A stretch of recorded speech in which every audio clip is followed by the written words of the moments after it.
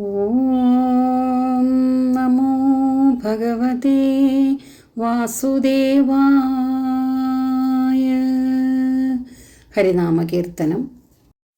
അഹംബുദ്ധിയിൽ നിന്നുദിക്കുന്ന മതയാനകളായ മോഹചിന്തകൾ മേയുന്ന മനസ്സാകുന്ന കൊടുങ്കാടിനെ നമ്മുടെ ഉള്ളിൽ തപശക്തി മൂലം ജ്വലിക്കുന്ന അഗ്നി കൊണ്ട് നശിപ്പിക്കുന്നത് എപ്രകാരമാണെന്നാണ് 49 ശ്ലോകത്തിൽ എഴുത്തച്ഛൻ പറയുന്നത്. നന്നായി ഗതിക്കൊരു സഹസ്രാരധാരയിലിതന്നീറ്റിൽ നിൻകരുണ വന്മാരി പെയ്തു പുന മുന്നം മുളച്ച മുള ഭക്തിക്കു വാഴ്ത്തുവതും ഇന്നേ കൃപാനിലയ നാരായണായ നമ. ജീവന് സദ്ഗതി ഉണ്ടാവണമെങ്കിൽ, അതാണ് നന്നായി ഗതിക്കൊരു സദ്ഗതി ഉണ്ടാവണമെങ്കിൽ, മതയാനകളെപ്പോലെ മനസ്സിൽ മേഞ്ഞു നടക്കുന്ന ഞാൻ എന്ന് തുടങ്ങുന്ന മോഹചിന്തകളെ നശിപ്പിച്ച് മനഃശുദ്ധി കൈവരണം. ഇവിടെ ഞാൻ എന്ന ഒരു വ്യക്തിയില്ല, ഈശ്വരൻ മാത്രമേ ഉള്ളൂ എന്ന ജ്ഞാനം മനസ്സിൽ തെളിയണം.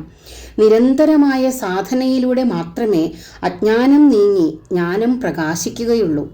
ഇവിടെ കുണ്ടലിനി ശക്തി അഥവാ പ്രാണശക്തി 6 ചക്രങ്ങളും കടന്ന് പരമോന്നതമായ സഹസ്രാരപത്മത്തിലെത്തുമ്പോൾ ശിവശൈത്യ ഐക്യം സംഭവിക്കുന്നതിനെ കുറിച്ചാണ് സൂചിപ്പിച്ചിട്ടുള്ളത്.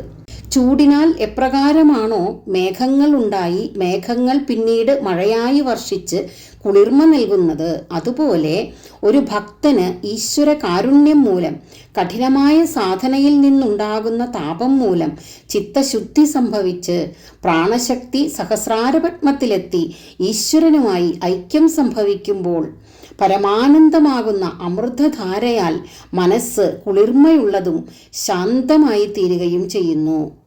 ഈശ്വര കാരുണ്യം കൊണ്ട് ഭക്തിയുണ്ടായാൽ മാത്രമേ ഒരാൾക്ക് സാധന ചെയ്യാൻ സാധിക്കുകയുള്ളൂ.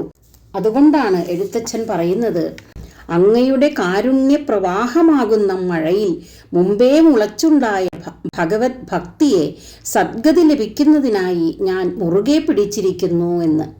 നാരായണ, അങ്ങേക്കായി നമസ്കാരം.